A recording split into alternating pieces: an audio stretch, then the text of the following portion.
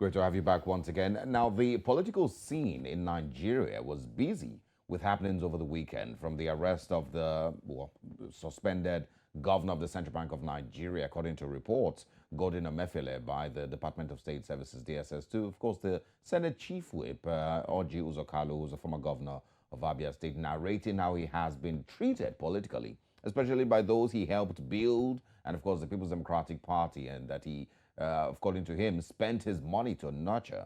Not also forgetting developments in Kano State between the former governors Ganduje and Kwankwaso over the ongoing demolitions in the state. Now, one may ask, is this the way to achieving the one Nigeria message being preached by the ruling APC? Now, to help discuss some of these developments further is political analyst Nnaemeka Obiaraeri. Good morning and thanks for joining us always, Mr. Obiaraeri. Thanks for having me. I'm going to start with, as quickly as possible, your thoughts on President Tinubu's Democracy Day speech.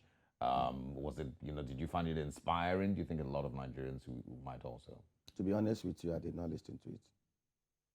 Oh, okay. I did not. Well, he made mention of a couple of things, that, they would need to do, in order to take the country forward, to celebrate Nigeria's democracy, and of course the need for Nigerians to sacrifice even more now that petrol subsidy is going to be taken out, and a few other things, as expected. For Nigeria's Democracy Day, but of course Nigeria continues to celebrate. Now let's go into other things this morning. Former Governor Orji Uzor Kalu, and of course the video that came out over the weekend in the valedictory speech of the 9th National Assembly, as of course we look forward to the 10th Assembly. Let's get your quick reactions to that. He stated that he has been treated very unfairly by colleagues and by the Nigerian political space. It says, a lot of us or Nigeria has not been fair to him, and I'm guessing not just him. Do you agree with him? There are people who mocked him and, the tears that he shed over the weekend. To be very honest with you, he's just playing to the gallery. Nigeria has been most fair to people like him. Those that should be complaining of Nigeria not being fair to them are the 133 million multidimensional poor Nigerians, the 178 million Nigerians that do not earn more than 60,000 naira per month salaries and revenues. Those that should be complaining and lamenting are the 20 million kids out of school, the 3.5 million Nigerians in IDP camps, the 334,000 Nigerians that are scattered in refugee camps in Niger, Chad, and other parts of West Africa. People like Orji Uzor Kalu is very unfortunate. He is very selfish, just like every selfish politician. Is lamenting because they did not allow him to become the Senate president. And that is all you see. A man that was governor in Abia State for 8 years laid the foundation for the rot and decay that has happened over the last 23 years in Abia State. Thank God for Alex Soti, who has taken over the mantle of leadership in Abia State. And we are trusting that Alex will do a good job. It's going to be very daunting in cleaning up the mess and the foundation of the mess that was left by people like Orji Uzor Kalu. He claimed, I read, he claimed that he built factories in Aba, he built factories. People have asked, show us the factory. Where are the factories in Aba? Orji Uzor Kalu did not build one pin anywhere in Aba. He only ended up helping himself and his cronies. Nigeria has been very fair to him, more than fair. If he's very, very sincere, him and the rest of them in the Senate have to make restitutions. In fact, they need to go back to God and ask God for forgiveness and use the remaining days of their life to see what they can rescue from what they've destroyed over the last 23 years. Oh, wow. Orji Uzor Kalu, of course, for those who do not know, is one of those who was a part of the 1999 set. Yeah. That includes, of course, President Bola Ahmed Tinubu and, of course, George Akume, who has also been brought back into governance. And people have rumored that it seems the 1999 set is back. Well, let's go to talk about the CBN governor.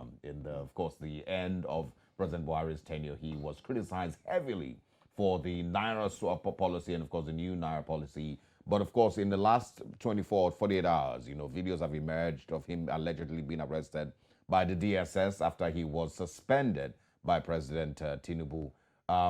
We, of course, saw this video emanate over the weekend. I think we still need some clarity as to what exactly is going on here. There was a statement that was put out by the DSS initially, I believe, saying that they do not have him in his custody. But, there's still, some clarity being sought as to what exactly is playing out here. But that is the embattled, as we can describe him, and suspended Central Bank of Nigeria governor. So now, Mr. Obiaraeri, let's get your reactions to this. Was this expected? Is this really just, the new government playing to the gallery? As every other government comes in, there's a scapegoat. There's always a scapegoat for each government. Of course, in the previous Goodluck Ebele Jonathan government, people will say that Desiani Alice Madueke was a scapegoat for that one. So what do you think is playing out here? I think it's just APC against APC. It's very funny here because Emefiele has been part of these governments from 2015 till now. Yeah. Emefiele is not an emperor. Emefiele was the CBN. He's the CBN governor because he's just suspended. And CBN is not like one man shop. CBN has board of governors. Emefiele is just CBN governor, one out of the board of governors. Emefiele was reporting to somebody, the president of Nigeria. By the books, we assume that the central bank is supposed to be independent. But I think it was very unfortunate. It was Goodluck Jonathan that started the robbing of the central bank when he suspended Lamido Sanusi. And of course, that is one of the most dangerous things when you start to unmask a masquerade. The next person would follow suit and even do worse. Yeah. The CBN is supposed to be independent by the books, but unfortunately, by the nature and act of politics in Nigeria, the CBN has become an appendage of the presidency.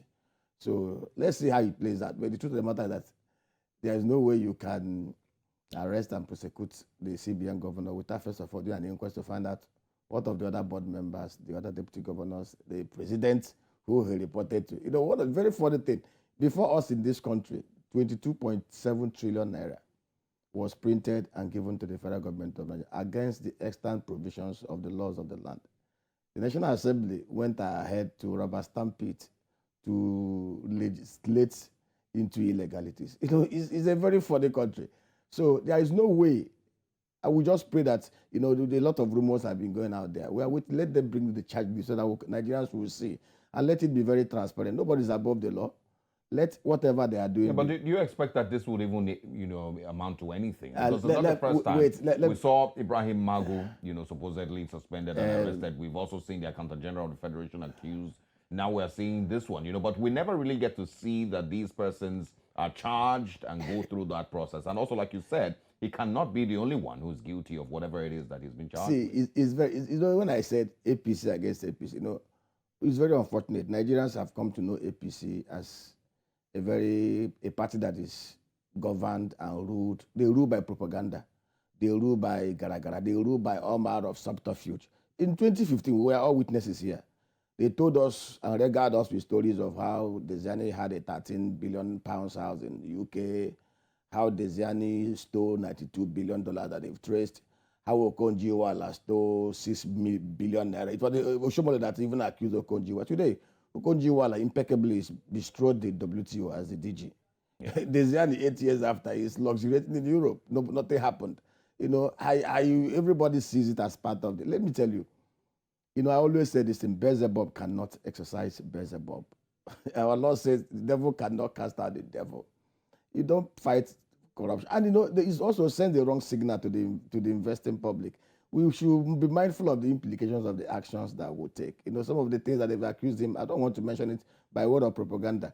If the central bank governor of Nigeria for 8 years worked with the APC, they never saw anything. Now they are coming up, all manner of things are coming out there. It sends out the wrong signal to the watching investors, to the global world. What kind of a country is this? Like Falana said, let everything be transparent.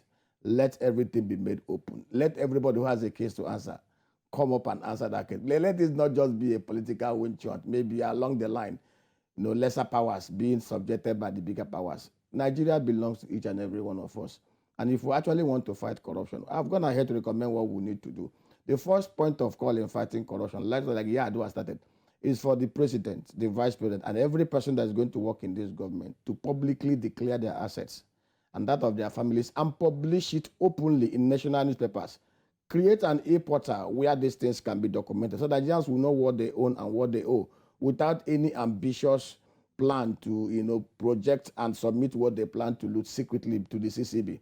Number two, they should impanel and enshrine the Whistleblowing Act into the CCB law so that in a way that every Nigerian, if you're able to blow a whistle that will make a looter to be discovered and recovered. You will earn 20% of whatever is recovered. They should also go ahead, which is very, very important and which is very, very key. For every property, one of the ways they launder money in Nigeria is through dollar, cash, and then through assets and properties. The law should be amended. For you to register any property or any luxury or any high-end thing, you must include your BVN, your tax identification number, your name. It must be compulsory, very, very compulsory. Yeah. In such a way, we can be able to track. It will help the agencies to track. Trying to fight corruption without a scientific means, without an institutionalized framework that will provide deterrence and keep everybody in check will not work. A case of big man hunting the smaller man because you fell out of favor. If we want to fight corruption, we know what to do. Put in place these institutional systemic frameworks. Let every Nigerian become a watchdog. And I will tell you, within the next, and again, it's not just the political officers. Every civil servant from the rank of grade level 12 and above must be able to declare their assets, and they must update it annually. And CCB should set up agencies in every of the local government areas where Nigerians can have access to go and report. If you do this, the bankers, the police, the DSS, the EFCC, everybody, even your neighbor, will become an EFCC agent reporting. And because if you are able to steal 1 billion naira and your neighbor is able to blow whistle and it is recovered, the guy is entitled to 200 million naira. There will be no incentive for you to go and steal what will land you in jail, and somebody will take it. So what about those who say, that at least the Tinubu government is starting off on an interesting foot. They're excited about these moves that are being made. The suspension of subsidies, suspension of CBN governor, and some of all of that. It looks very, very inspirational. That yes, this new government. To be honest, seems to know what it's doing. To be honest, some of the core steps he has taken are some of the things that we have recommended over the last 13 years. I am a core apostle of, allowing enterprise, allowing transparency, allowing accountability to reign in the administration of public operations. The steps he has taken are very key. First of all, removal of subsidies, the big elephant in the house. He has taken away subsidy. But we must also be very careful not to remove money from few fat cats and pass it on to the next other group of fat cats. When you remove subsidy, the next thing you should do is how do you plug the leakages to cut cost of governance? They must cut cost of governance by 60%. Let me tell you the truth. If you look at the overhead, look at the last budget that was the last budget performance. Out of the 11 trillion 10 trillion that was supposed to be expenditure, you will discover that both debt and non-debt recurrent expenditure happen to be almost about, even debt service, about 10 trillion. 70% of most of these monies, apart from the wages, are stolen funds. Half of our budgets actually paraded and stolen, and that is the truth. So we must plug leakages. Number two, the other one, which happened to be the margin of the FX, is very, very good. The FX, if they can match the FX market rates, it will be. I will tell you one thing that most Nigerians don't even understand: the damage that was done to our economy over the last 8 years. Let me give you a scenario. From 1993, Abacha, to 2007, when Obasanjo left governance, the naira only lost 34 naira. It was 88 naira to $1 in 1993. Obasanjo took over power. In fact, it was about then. By the time Obasanjo left, remember when Obasanjo became president, Nigeria was like a pariah nation. Oil prices were down $17.34. Our output was 1.6 million barrels a day. Obasanjo came to power, set up a very good squad, and began to work. First of all, he introduced transparency, brought reforms. By the time Obasanjo left power, he left a healthy foreign reserve of about $40 billion, an economy that was growing at an average of 6.5% per annum. And every institution was, in fact, he even sold those refineries, which he discovered was a cesspool of corruption. Yeah. And 38 naira from 1993 to 2007, 14-year period, Jonathan became president.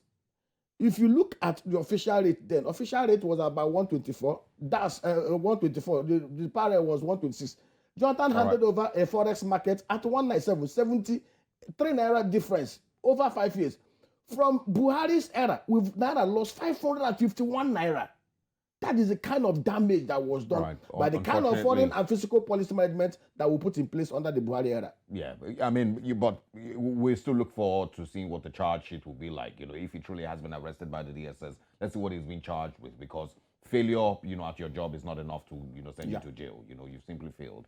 Should have been fired maybe, a long time ago. It's still arguable. But and again, to add, there was also another policy, which this policy, some of these recommendations, like recently, just read that the advisory team of the president have advised him to divest the NNPC holdings, both the upstream and downstream, which is very key. If we can do this, privatize those refineries, unbundle the NNPC. Look at Petrobras, look at Petronas, look at Aramco, look at BP. They are very efficient. If you do it, Nigeria will be able to unlock at least $25 billion and open up that market for huge investments to flow in. They must stick to it. All right. We'll see how the new government, of course, makes its moves. But thank you very much, Nnaemeka Obiaraeri. Always interesting having you, of course, share your thoughts on these issues. And we'll bring you in again. Thanks for having me. All right. Stay with us this morning. Let's share with you all the things that are coming next here on Breakfast Central. Some Dandy, of course, will be showing up next to tell us some of the biggest stories in the entertainment scene.